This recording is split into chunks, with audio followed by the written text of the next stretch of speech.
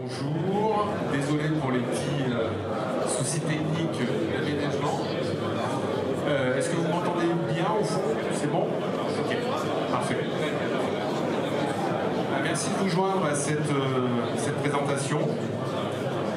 Aujourd'hui, on va parler de vulnérabilité. Et surtout, on va essayer de prendre le traitement des vulnérabilités sous des axes relativement concrets. Donc l'idée, c'est pas du tout de vous faire un cours académique sur le sujet, mais vraiment de voir les éléments qui peuvent vous être utiles lorsqu'on parle de traitement des vulnérabilités, quelle que soit la taille de votre organisation. Pour me présenter rapidement, je m'appelle Sylvain Cortès, je travaille dans la cyber depuis maintenant un peu trop longtemps. Et je suis co-organisateur d'un certain nombre d'événements dont vous avez peut-être entendu parler, les Identity Days sur Paris, et puis B-Side de Paris également, donc ça c'est plutôt pour la communauté cyber. Et je travaille dans une société qui s'appelle Acuity. Alors, juste avant de voir les éléments concrets, on va dire, on va juste faire un ou deux rappels pour être sûr que tout le monde parle le même langage et pour être sûr de bien comprendre les éléments qui vont être évoqués par la suite. Donc pour rappel, c'est quoi une vulnérabilité? Enfin, on commence comme ça. Une vulnérabilité, c'est quelque chose qui impacte votre système. Donc il y a des définitions académiques, quelque chose qui va induire une faiblesse dans votre système. Par contre, ce qu'il faut comprendre, c'est que la nature de la vulnérabilité, elle peut être extrêmement différente. Et que le terme de vulnérabilité, c'est vraiment un terme générique. Et en gros, on va avoir deux catégories de vulnérabilité. Alors, les puristes nous diront qu'il y en a un peu plus que ça, et c'est vrai. Et en gros, il y a deux types de vulnérabilité. Il y a les vulnérabilités qui sont de l'ordre de l'erreur de programmation, un problème dans du code. Dans du code qui tourne chez vous, donc par exemple, je sais pas, vous utilisez Acrobat Reader et les gens qui ont codé Acrobat Reader, il y a un problème dans le code, donc du coup vous avez un but de vulnérabilité chez vous. Et il y a une autre famille de vulnérabilités que les gens ne comprennent pas toujours cette vulnérabilité, c'est les mauvaises configurations. Si vous avez un firewall et que vous avez une règle edit ou edit, c'est une mauvaise configuration, c'est une vulnérabilité. Si vous avez un disque dur qui n'est pas chiffré, c'est une vulnérabilité. Si vous n'avez pas changé de mot de passe administrateur par défaut, c'est une vulnérabilité, etc., etc. Donc, gardez bien en tête, quand on parle de vulnérabilité, c'est un terme générique. On pense souvent tout de suite vulnérabilité égale CVE. On va parler de ces éléments un peu plus tard. Mais attention, ce n'est pas que ça. Il y a tout un tas de vulnérabilités différentes, et notamment sur des assets différents. On va revenir là-dessus. Alors il y a aussi une vulnérabilité dont on parle souvent, c'est l'utilisateur. Mais celle-là, on ne va pas en parler aujourd'hui. On va rester sur des choses techniques. Deux exemples. Donc là, vous avez un exemple qui est une vulnérabilité type CVE, donc une vulnérabilité dans le code. Quand je dis un exemple, là c'est le NVD, qui est un organisme américain et qui recense la liste des CVE et qui va vous donner les presque maintenant 300 000 CVE qui existent dans le monde et qui sont en fait associés à un produit. Donc vous pouvez aller sur le NVD et regarder quelles sont les vulnérabilités, encore une fois par exemple Acrobat Reader. Donc ça c'est les trucs un peu connus, c'est les CVE. Il y a également, ce que je disais, un exemple ici de mauvaise configuration. Donc là, par exemple, on a une mauvaise configuration dans le BIOS, sur le truc qui est à gauche. C'est à nouveau une vulnérabilité, et il faut le considérer comme une vulnérabilité. Dernier élément avant de rentrer dans le vif du sujet, la différence entre une vulnérabilité et un finding. Alors, c'est pas très compliqué. En fait, une vulnérabilité, quand on dit vulnérabilité, on parle de la vulnérabilité elle-même. Donc, par exemple, la CVE numéro quelque chose 2024. Un finding, c'est l'instance d'une vulnérabilité sur un système. Donc, évidemment, dans vos organisations, vous avez plus de finding que de vulnérabilité, puisque vous allez devoir traiter X fois la même vulnérabilité sur différents systèmes. Un exemple ici de comment sont utilisées les vulnérabilités avec ce qu'on appelle un chemin d'attaque. Donc en fait, ce qu'on appelle un chemin d'attaque, c'est l'attaquant part d'un point 1, arrive à un point 2, et il va utiliser un ensemble de vulnérabilités pour faire son parcours. Encore une fois, ces vulnérabilités peuvent être soit des CVE qu'il va exploiter, soit des mauvaises configurations du système. Donc là, on a un exemple où on va exploiter une CVE sur un firewall, et puis petit à petit, on va avancer dans la chaîne de valeur, mouvement latéral, escalade de privilèges, enfin des trucs classiques, pour souvent d'ailleurs arriver, en tout cas en termes d'objectifs, à contrôler l'annuaire qui gère à peu près tout chez vous. Donc ça, c'est un exemple de chemin d'attaque qui utilise les données. Alors maintenant, ces vulnérabilités, vous allez devoir les traiter. Quels sont les challenges au quotidien quand on commence à se dire, bah, effectivement, j'ai des vulnérabilités qui vont être utilisées par des attaquants, qui vont permettre des chemins d'attaque. Qu'est-ce que vous devez faire pour traiter ces vulnérabilités? Quels sont les challenges que vous allez recevoir quand vous allez vous atteler à la tâche? Bah, premièrement, c'est d'avoir un inventaire. C'est-à-dire, bah, si vous avez des vulnérabilités, ok, mais sur quel asset? Donc vous devez avoir un inventaire qui est relativement à jour. On reviendra sur cette partie-là un peu plus tard. Vous allez devoir maintenir à jour les systèmes. Et c'est pas toujours simple, parce que vous allez perturber les utilisateurs, vous allez parfois rebooter des machines, vous allez parfois générer des arrêts de production. Vous allez devoir vous renseigner sur les vulnérabilités qui sont les plus importantes. Parce qu'en fait, un des problèmes que vous allez rencontrer, c'est qu'il y en a trop. C'est-à-dire que vous en avez des centaines, voire des milliers chez vous. Et donc, en termes de finding, vous allez multiplier ça par le nombre de systèmes que vous avez. Donc, potentiellement, vous pouvez, selon la taille de votre organisation, vous retrouver avec au mieux des milliers, au pire des millions, au très très pire des milliards, puisque j'ai déjà vu ça chez certains clients, de vulnérabilités, plus précisément de finding qui sont présents dans votre stock. Donc vous comprenez bien que vous n'allez pas pouvoir traiter ni des dizaines de milliers, ni des centaines de milliers, ni des millions, ni des milliards. Vous allez devoir faire un focus sur ce qui est important ou pas. Donc vous devez d'avoir une espèce de veille active sur le sujet. Et puis, je terminerai là-dessus cette slide. Il y a un autre point qui est en fait très important, mais qui est extrêmement compliqué à gérer, c'est les fournisseurs. L'expérience nous montre que de nombreuses attaques sont réalisées via des tiers. Donc il y a des exemples très classiques dans l'histoire des attaques. Je vais prendre un exemple. Il y a quelques années maintenant, il y avait une attaque aux États-Unis sur la chaîne de magasins Target. Je ne sais pas si ça vous parle, c'est comme Carrefour, on va dire, chez nous. Et comment les attaquants sont arrivés? En prenant le contrôle du PC d'un technicien qui gérait les climatisations chez Target. Donc effectivement, le gars avait un accès VPN pour faire des uploads de firmware, parce que maintenant dans les clim, il y a des firmware. Et les attaquants avaient pris le contrôle de son PC, et donc du coup, par rebond, ils ont réussi à intégrer Target. Donc la gestion des fournisseurs, ça c'est un point qui est très compliqué, parce que techniquement, vous n'allez pas avoir accès, évidemment, à leur système d'information. Par contre, il y a un certain nombre de choses que vous pouvez faire pour vous prévenir. Éventuellement des audits si vous êtes une grosse organisation, ou au pire, j'allais dire, au moins un questionnaire pour vous assurer que le fournisseur qui intervient chez vous respecte un certain nombre de règles sur l'hygiène en fait, qu'il va avoir chez lui en termes de gestion de parc, de mise à jour, etc. Mais c'est un sujet qui est extrêmement compliqué à adresser. Alors quand vous allez devoir qualifier ces fameuses vulnérabilités qui sont chez vous, quelles sont les informations que vous pouvez utiliser? Donc il y a les trucs classiques. Les trucs classiques, si on parle de CVE, vous allez pouvoir utiliser la base du NVD. Donc pour ceux qui ne sont pas des spécialistes, le NVD, c'est géré par une association américaine qui s'appelle le NIST, et qui est en fait la base mondiale de toutes les vulnérabilités connues, ce qu'on appelle des CVE. Et elles ont toutes un numéro unique pour les identifier. Et on va vous donner des informations, on va vous dire ça affecte tel produit, et on va vous donner également ce qu'on appelle le score CVSS, qui est en rouge ici. Le score CVSS, c'est une note de sévérité entre 0 et 10. Alors là, j'ai encadré sans mettre des égales, parce que je ne trouvais pas la touche, mais voilà, c'est plutôt, ça peut être égal à 10. Donc ça, c'est le truc classique, c'est open source, c'est gratuit.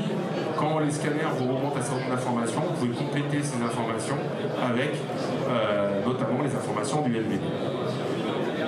Deuxième base gratuite qui est ouverte et sur laquelle vous pouvez faire des recherches et vous abonner également avec des alertes, c'est ce qu'on appelle le CISACEL. Donc le CISACEL, à nouveau, c'est une autre association américaine qui s'appelle le CISA.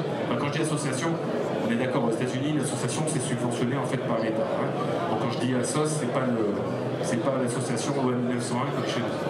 C'est plutôt des associations gouvernementales, ce qui est un peu différent. Donc le CISA, qui est une émanation du gouvernement américain, a un catalogue qu'on appelle le CAIR, qui contient des vulnérabilités qui sont connues, bien sûr, et exploitées. Donc là, ça commence à devenir intéressant parce que du coup, ça, c'est un critère qui vous permet de choisir si vous devez traiter ou non rapidement une vulnérabilité. Évidemment, une vulne qui est utilisée par aucun attaquant, c'est moins dangereux qu'une vulnérabilité qui est présente dans ce catalogue et dont on a la preuve de l'exploitation on the field de la part des attaquants. Okay. Par contre, attention, c'est pas exhaustif. C'est-à-dire c'est pas parce que ce n'est pas présent que ce n'est pas utilisé par les attaquants. Mais ce qui est présent là-dedans, on a la preuve factuelle que les attaquants l'utilisent, ce qui est déjà pas mal. Autre base qui peut vous servir pour évaluer on va dire la dangerosité, la sévérité d'une vulnérabilité, c'est ce qu'on appelle le PSS. Alors là, pour le coup, c'est vraiment une association américaine, qui s'appelle le FIRST, qui à la base est l'association en fait de tous les CERT et CISERT dans le monde, et qui a, on va dire, inventé un algorithme qu'on appelle le PSS, et la définition de cet algorithme, c'est la probabilité qu'une vulnérabilité soit utilisée par des attaquants dans les 30 prochains jours. C'est ça la définition de l'EPSS. Donc c'est une proba, ceux qui ont fait un peu des maths, une proba, c'est entre 0 et 1. Donc forcément, c'est une valeur qu'on va vous donner entre 0 et 1. Alors, c'est utilisé par beaucoup de personnes, notamment par les gens qui sont membres du FIRST, parce qu'ils croient bien à ce truc-là. Moi, j'ai un avis plutôt critique sur la qualité de l'EPSS. J'ai pas trop le temps de vous expliquer le pourquoi, mais pour avoir étudié un petit peu les résultats, je suis pas certain que ce soit d'une fiabilité folle. Néanmoins, c'est un critère qu'on peut prendre en compte, et on verra en fait plus tard que souvent, lorsqu'on veut évaluer la sévérité ou la dangerosité d'une vulnérabilité, c'est pas un seul critère qui va prendre le pas, c'est un ensemble de critères croisés qui vont nous permettre de définir ce qui est important ou pas de traiter immédiatement. Et puis vous avez aussi des sources fermées. Donc tout ce dont on a parlé à l'instant, le LVD, le SysMK, le PSS, c'est des sources ouvertes. Vous pouvez vous abonner, il y a des API, vous pouvez recevoir des alertes par email, vous pouvez télécharger les fichiers sous forme de CSV pour faire le travail d'étude chez vous. Mais vous pouvez aussi vous abonner à des flux de CTI spécialisés en vulnérabilité, parce que quand on dit flux de CTI, ça veut tout et rien dire. Il y a des flux de CTI sur la menace, il y a des flux de CTI sur des 0D, il y a des flux de CTI sur ce qui se passe en dark web, et il y a des flux de CTI spécialisés sur la partie vulnérabilité, c'est-à-dire ce sont des sociétés privées qui vont elles-mêmes étudier ces vulnérabilités et vous donner des informations un peu plus complètes. Qu'est-ce qu'on va trouver généralement dans ces flux de CTI ? On va trouver une évaluation de la part du vendeur. Enfin, quand je dis du vendeur, je parle d'Ambiant, Future, IBM, il y en a plein d'autres. Hein. Ceux-là, c'est les plus connus sur la partie vulnérabilité, mais il y en a plein. Qu'est-ce qu'on va vous donner comme information supplémentaire ? Par exemple, si vous avez une preuve, qu'un code libre existe pour exploiter une vulnérabilité, ce qui arrive, parce que vous avez un chercheur qui trouve une vulne, et ensuite vous avez d'autres chercheurs qui vont tenter de l'exploiter. Et généralement, ils vont déposer leur code quelque part pour montrer la faisabilité de l'exploitation de la vulnérabilité, ce qu'on appelle un POC, preuve de concept. Donc dans ces flux, généralement, vous avez l'existence du POC et vous avez même les liens vers les repos qui vous permettent de les télécharger pour les tester vous-même. Vous avez l'information qui vous permet de récupérer le code pour tester la faisabilité de ce POC. Vous allez avoir des informations supplémentaires également sur les campagnes de ransomware. Si une vulnérabilité est utilisée dans le cadre d'une campagne de ransomware par un groupe d'attaquants particulier, vous aurez l'information, etc., etc. Donc vous voyez que c'est des informations un peu plus précises, un peu plus fines, qui vous permettent d'aller plus loin. Quand votre job, c'est uniquement de traiter les vulnérabilités, j'allais dire que la partie open source des informations est suffisante. Quand votre job, c'est d'étudier les vulnérabilités, ce qui est un point différent, effectivement, les informations que vous allez trouver dans ces flux de CTI sont extrêmement intéressantes et vous permettent d'aller un cran plus loin. Il y a tout un tas d'autres informations disponibles en open source qui vous permettent de qualifier les vulnérabilités. On va dire que les 3 premiers éléments que je vous ai donnés sont les plus importants. Néanmoins, vous avez ce qu'on appelle les catégories CWE. Pour ceux qui ne sont pas spécialistes, les CWE, c'est, on va dire, des catégories de vulnérabilité. Ok ? Okay. D'ailleurs, quand vous allez sur la base du NVD et que vous regardez les vulnes, vous avez en fait un lien vers la base des CWE. Et vous pouvez cliquer et voir en fait à quelle catégorie de vulnérabilité ça appartient. Pareil, il y a un autre moyen de qualifier les vulnérabilités qu'on appelle le CAPEC. Ça peut être intéressant d'avoir des informations de qualification dans la base du CAPEC. Par contre, attention, vous n'avez pas de lien directement depuis le NVD vers le CAPEC, mais vous êtes sur la base du NVD, vous voyez une vulnérabilité, vous cliquez sur là où les CWE, vous arrivez sur le site des CWE, et depuis le site des CWE, vous avez un lien vers le CAPEC. Vous n'avez pas un lien direct du NVD au CAPEC. Ce qui peut être intéressant également, c'est de faire un lien entre les vulnes et la matrice MitraTac.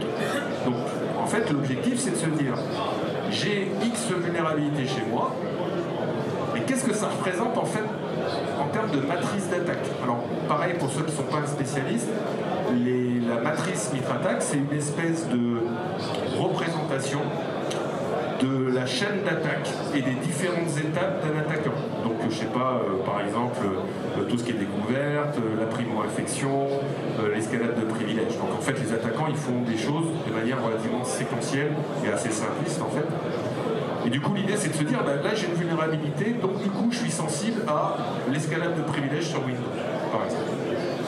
Donc, ce lien-là, pareil, n'existe pas directement, mais il existe des projets open source, notamment un projet qui est géré par le CTID,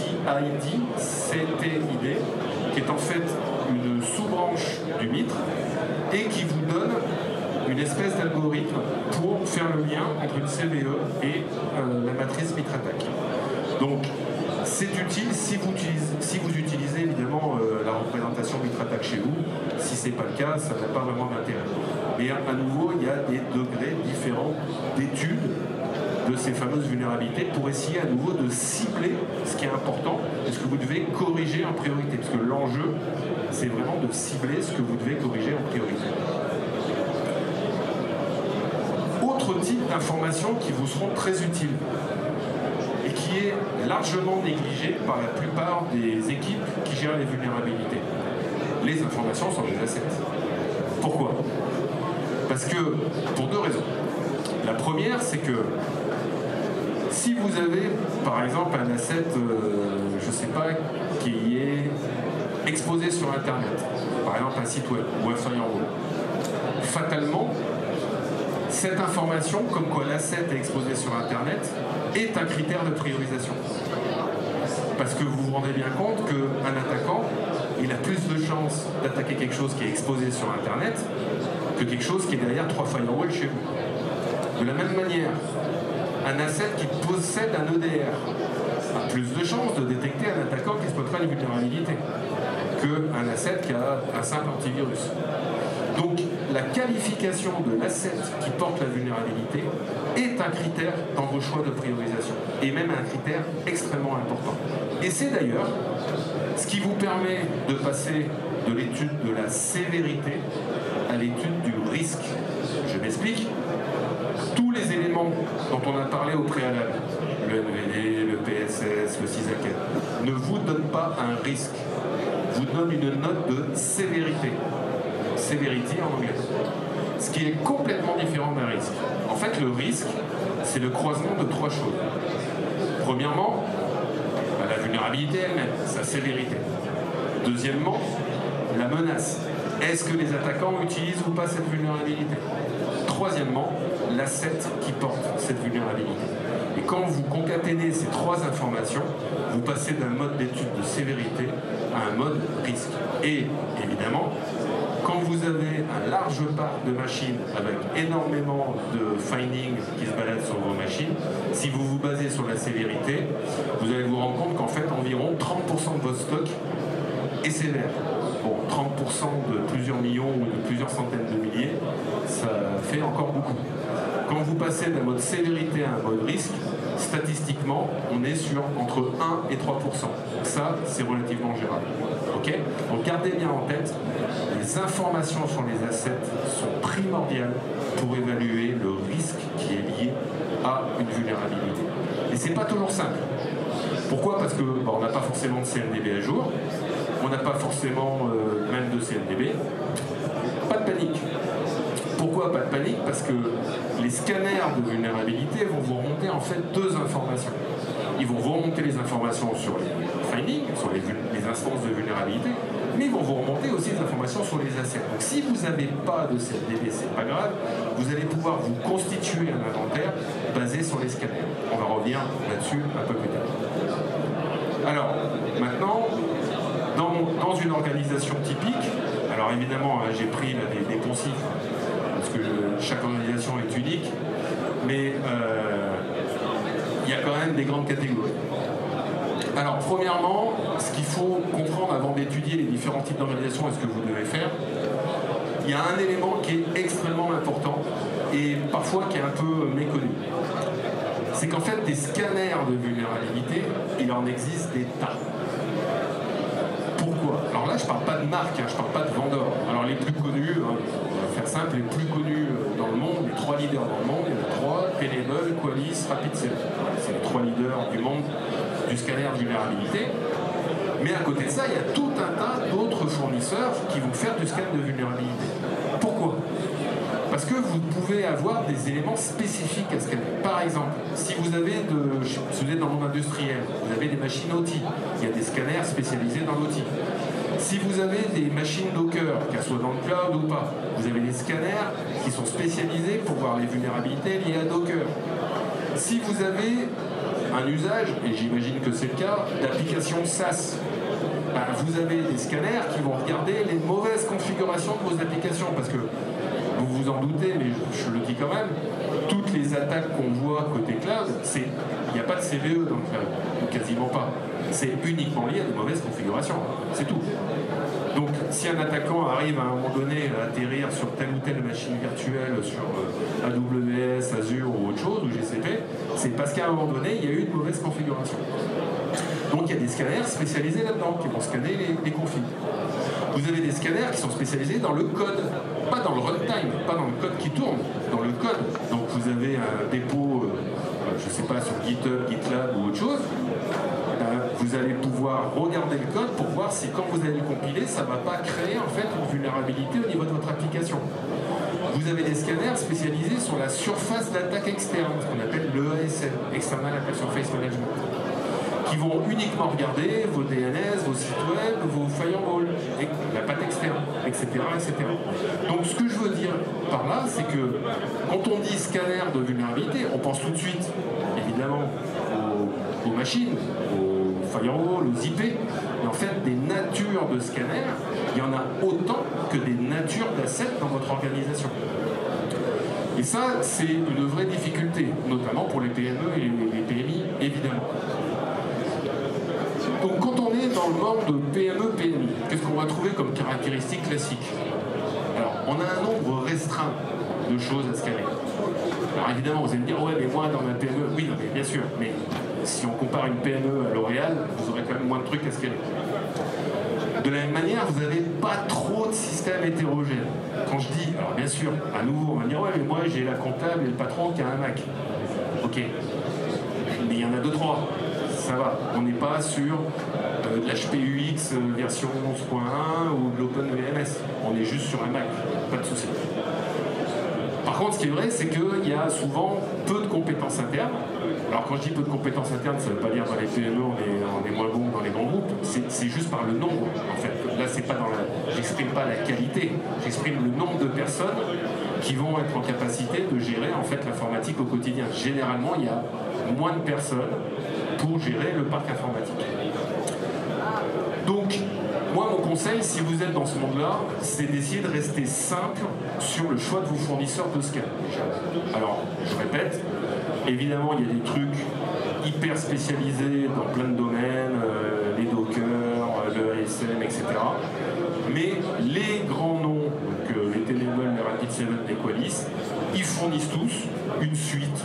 Alors, peut-être que, je ne vais pas donner de nom, mais peut-être que la partie OT de tel grand nom est moins bonne que le super truc qui fait que ça. Oui, c'est vrai. Mais quand on est dans le monde de la PME-PMI, avoir une console centralisée qui gère en fait tous les environnements, c'est quand même beaucoup plus simple. De la même manière, via ces fameuses suites qui gèrent en fait différents types de vulnérabilités, différents types de scans, il y a souvent une version SaaS qui est disponible.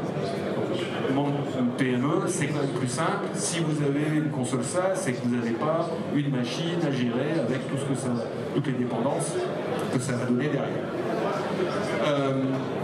Il y a aussi une possibilité, c'est de faire confiance à un fournisseur qui fait ce qu'on appelle du VOC managé. Donc, je reviendrai sur le terme de VOC un peu plus tard. Le VOC pour Vulnerability Operation Center. En gros, c'est la même chose qu'un SOC, mais pour gérer des vulnes. Okay, un SOC reçoit des alertes.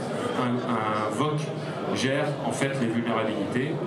On va y revenir un peu plus tard. Et donc, il y a des sociétés de services qui ont une offre MSSP, donc une offre de service managé, qui propose de faire du VOC managé, donc de gérer les vulnérabilités pour vous. Selon le nombre de personnes que vous avez à l'IT, ça peut être quelque chose de tout à fait sympa à faire. Tout ça.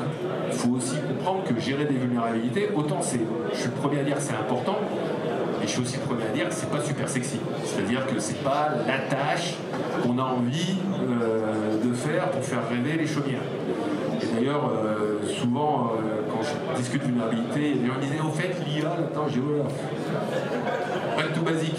Déjà, vu traiter vos vulnérabilités avec les bons patchs, on mettra de l'IA quand ça sera patché, puis on verra après. Mais bon, ça fait pas rêver, c'est ça que je veux dire. Donc, sous-traiter ce truc-là, voilà, c'est pas forcément une mauvaise idée.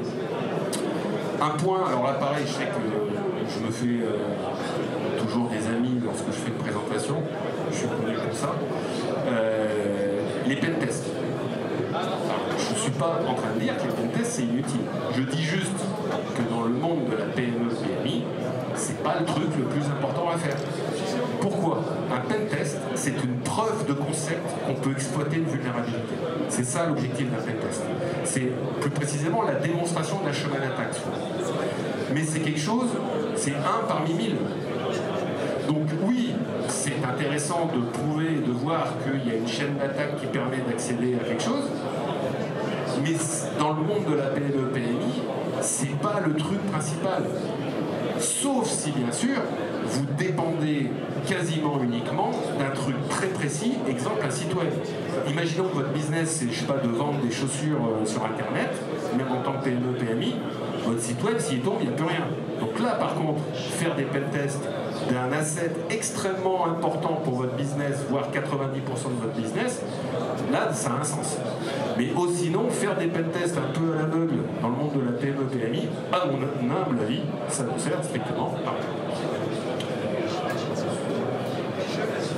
Grande organisation. Donc là, le contexte est différent. Alors après, on pourra débattre du pentest si vous voulez. Pareil, je me fais beaucoup d'amis dans ce monde-là. Moi, je considère que dans 5 ans ou 10 ans, il n'y aura plus de pentesters. Parce qu'il y aura des IA qui le feront à votre place. Mais bon, ça, c'est un autre débat. On en reparlera dans 5-10 ans. Mais généralement, je ne me trompe pas trop mal dans les prédictions à 5-10 ans. Contexte d'une grande organisation. Donc là, c'est souvent très différent dans le sens où il y a beaucoup de choses hétérogènes. Et quand je dis des choses hétérogènes, c'est surtout des choses très variées, mais souvent très anciennes. C'est très connu, mais dans tout un tas de grandes banques, vous avez des systèmes qui sont très vieux, avec des versions pédiluviennes d'operating system. Il y a de nombreux scanners généralement, parce que là, les grands groupes, ils veulent avoir le meilleur de chaque monde, et ils ont plein de scanners différents. Et notamment quand il y a des rachats, parce que quand vous faites des merger acquisition, quand vous rachetez une société, bah, vous rachetez le package complet. Donc ça veut dire que vous rachetez aussi d'autres technologies. Donc il y a des boîtes qui font beaucoup de merger acquisition, ils rachètent une boîte et en fait il y a d'autres scanners qu'ils n'avaient pas au début dans leur environnement. Il y a en fait, ces deux éléments font qu'il y a un besoin très basique dans les grands groupes qui paraît en fait super simple à adresser, mais qui n'est pas tant que ça. C'est d'avoir tout simplement une vue centralisée de toutes les vues. Parce que quand vous commencez à avoir plein de scanners, plein de types de vues différents, avec des notations différentes, avec des façons d'évaluer la sévérité différentes, ben le besoin primaire, c'est juste, je veux un stock central, voir mes vues, et voir celles qui sont les plus importantes. Avec un enjeu, quand vous faites ça, c'est la déduplication de ces fameuses vulnérabilités. Parce que vous vous en doutez bien, vous avez 3 scanners, ils vous remontent des vulnes, en fait vous avez des findings en double dans tous ces scanners. Donc ça paraît hyper basique, mais c'est l'enjeu majeur des grands groupes lorsqu'on parle du travail de centralisation des vulnérabilités. Et je vois des trucs de fou. Je vois 2-3 personnes à faire des scripts Python, à plus savoir qu'en faire, des tableaux croisés dynamiques dans Excel, pour tenter de faire ça au quotidien. Je vois des trucs, mais ma boule. Avec évidemment une perte d'information, avec évidemment plein d'erreurs, et avec évidemment des soucis de sécurité derrière. Donc, moi mes conseils, c'est... moi j'ai rien contre Excel, hein. Je suis même fan d'Excel, je suis vieux, donc j'ai vécu tout petit avec Excel, mais c'est pas fait pour traiter des bulles. Déployer ce qu'on appelle un VOC, je vais y revenir juste derrière. Et bien évidemment, il y a tellement de findings, tellement de vulnérabilités à l'échelle d'un grand groupe, vous ne pouvez pas vous baser sur la sévérité. En fait, c'est impossible. Vous ne pouvez pas dire, tiens, je vais prendre toutes les vulnérabilités de type CVE avec un score CVSS entre 7 et 10. Parce que pourquoi vous en aurez des dizaines de millions. Donc vous n'allez pas pouvoir les gérer. Et en fait, c'est pour ça qu'on se retrouve avec un stock qui grandit tous les ans. Parce qu'en fait, les gens sont presque dépités face au volume de travail que ça représente, et ils font rien. Donc, l'idée, c'est de pointer vraiment ce qui est risqué en croisant les informations sur la vue, en croisant la menace et en croisant l'asset qui porte cette vulnérabilité. Dernier point, qui pourrait aussi d'ailleurs être utile à la PME, pourquoi pas. Moi, je constate une évolution.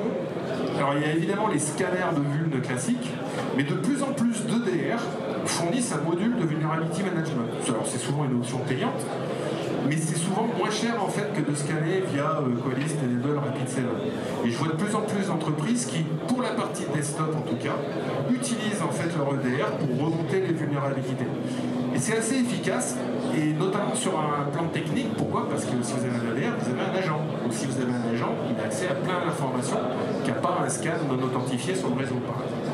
Donc si vous avez un EDR qui a ce type d'option, regardez, ça peut valoir le coup de mettre, on va dire, en balance l'usage des scanners classiques, en tout cas sur les workstations évidemment, versus ce que peut vous proposer un EDR. L'ETI, en fait ça dépend, ça dépasse. Pourquoi? Parce que l'ETI, on est entre les deux en fait. Il y en a qui ressemblent plus à une PME en termes d'organisation, il y en a qui ont les mêmes besoins que le grand groupe. Donc souvent l'ETI, c'est un mélange des conseils que je viens de vous donner entre la PME et le grand groupe. C'est très compliqué en fait de qualifier une ETI parce qu'elles sont de nature totalement différente. Alors pour terminer, je vous ai parlé d'un truc qui s'appelle le VOC, juste pour expliquer ce que c'est. Donc le VOC, c'est un acronyme qui désigne une organisation. C'est pas un outil. Je préfère dire tout de suite, c'est pas un outil, un VOC, comme le SOC n'est pas un outil. Le SOC, c'est une organisation. Alors évidemment, une organisation, ça se base toujours sur le triptyque classique, des outils, des méthodes et des people. Mais la notion de VOC, c'est la partie, on va dire, proactive de la gestion du risque chez vous. Un SOC, son objectif, c'est de recevoir des alertes et de les traiter. De recevoir des alertes qu'il va transformer en incident et de les traiter, de les étudier et de les traiter. Ça n'a pas vocation, pas trop, ou très peu, à faire du proactif. Le VOC, sa mission, c'est de gérer votre stock de vulnérabilité. Donc c'est une équipe dédiée, souvent dans les grandes organisations de 4, 5, entre 4, 5 et 10 personnes, qui vont avoir une console en gros, qui va rassembler toutes les vulnérabilités et faire en fait ce travail d'étude, ce travail de priorisation et ce travail de demande auprès de tiers pour corriger les vulnérabilités. Un point important, on a essayé de traiter les vulnes avec le SOC depuis plusieurs dizaines d'années. Bon, ça marche pas. C'est très simple à comprendre. Un SOC, ça reçoit des dizaines, des centaines, des milliers d'alertes dans la journée. Donc déjà qu'ils arrivent à traiter ce qu'ils reçoivent, c'est déjà étonnant. Si en plus on leur demande de faire du proactif sur un truc qui n'est pas une alerte, bah évidemment, hein, dans la to-do list, ça termine à la fin. Enfin, je veux dire, il n'y a pas besoin d'être grand stratégaire pour comprendre que ça marche comme ça, quoi. Et je rencontre encore pourtant des organisations qui disent « Ah mais chez nous, les vulnes, c'est le SOC. Ah ouais, mais ça marche. Non, ah d'accord, ok, bon, je vais juste vérifier. » Donc effectivement, un SOC n'est pas organisé pour traiter de la vulnérabilité. C'est pas sa mission, c'est pas ses enjeux. Souvent, l'évaluation des collaborateurs n'est pas faite là-dessus, etc., etc., etc. Donc, dans les grands groupes, évidemment, bah, vous devez avoir une équipe dédiée pour la gestion des vulnérabilités. Vous ne pouvez pas faire autrement, ou alors continuer, c'est possible, continuer avec le SOC, Excel, les tableaux croisés dynamiques et quelques lignes de Python. Mais ça ne marchera pas, et ça fait plusieurs dizaines d'années que ça ne marche pas, mais vous inquiétez pas, c'est normal. À quoi ça ressemble un VOC? Ben, généralement, il y a 3 composants d'un point de vue technique. Sur la gauche, vous avez l'ingestion des données. Donc là, en gros, vous avez des connecteurs vers tout ce qui existe sur Terre. Les connecteurs vers, je sais pas, Tenable, Qualys, Rapid7, PuppleMet, Clarity, Burp, enfin bref, tous les scanners qui existent sur Terre, et croyez-moi, il y en a quelques-uns. Vous avez une agrégation de ces informations et vous allez créer généralement dans le data lake du VOC 2 types d'objets. Vous allez voir la liste des assets et la liste des findings portés par ces assets. Alors, il y a plus de choses que ça, mais en gros, c'est les 2 types d'objets que vous allez retrouver. Pourquoi? Parce qu'en fait, les scanners, encore une fois, vous disent sur quel asset se trouve le finding. Donc en fait, une des missions du VOC, c'est de reconstituer dynamiquement une liste des assets en fonction de ce que les scanners vous remontent. Et là, croyez-moi, il y a souvent des surprises. Soit des surprises dans « c'est quoi cet asset ?» soit des surprises dans « mais comment ça se fait que cet asset n'est pas là ?» Il est tout à fait possible dans un VOC de connecter également la CMDB, soit pour créer le référentiel de l'asset, soit pour l'enrichir.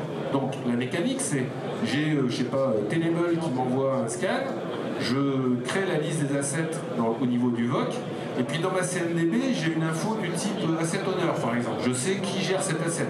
Donc vous pouvez aussi l'injecter dans votre référentiel pour compléter en fait les informations techniques qui ont été envoyées par le scanner. Et puis, bien évidemment, vous avez votre stock de vulnérabilité, parce que c'est quand même l'objectif du VOC, de traiter les vulnérabilités. Souvent, au niveau du VOC, vous avez également des connecteurs vers toute information open source, CTI qui existe, pour compléter en fait ce que vont remonter les scanners. Donc rappelez-vous ce que je vous ai dit au début, il y a plusieurs types d'informations, des infos qui sont plutôt de l'ordre de l'open source, des infos qui sont plutôt fermées sous forme de flux CTI.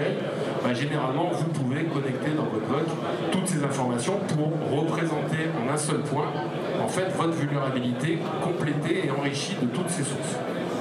Et puis la dernière partie souvent du VOC, c'est de piloter.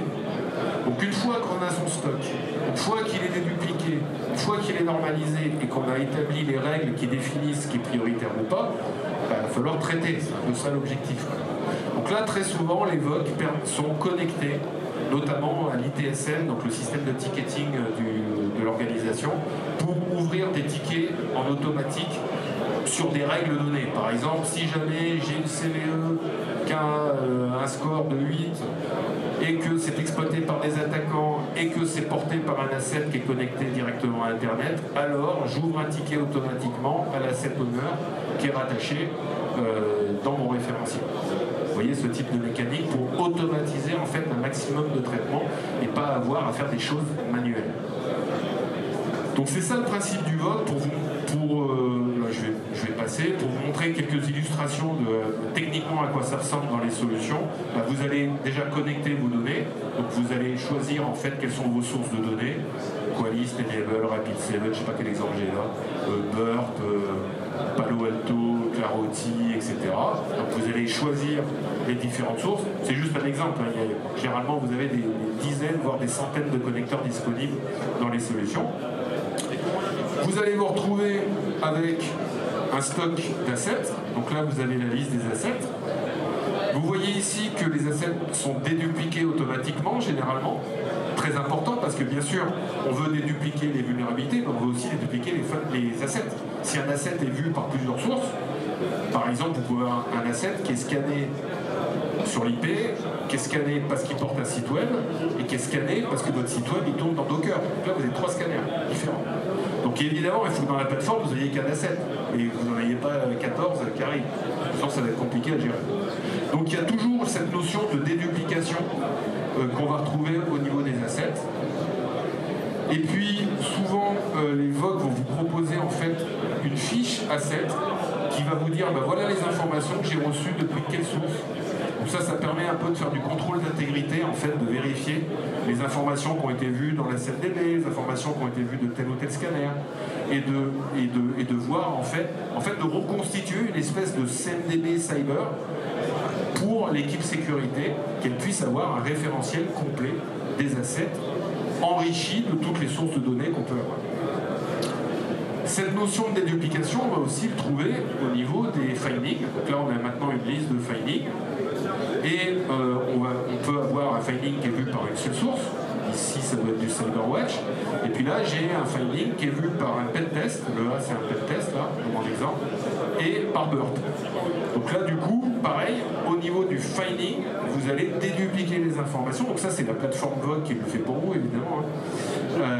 Et vous avez bien qu'un seul finding qui apparaît, même s'il a été vu par 2 pratiques de détection.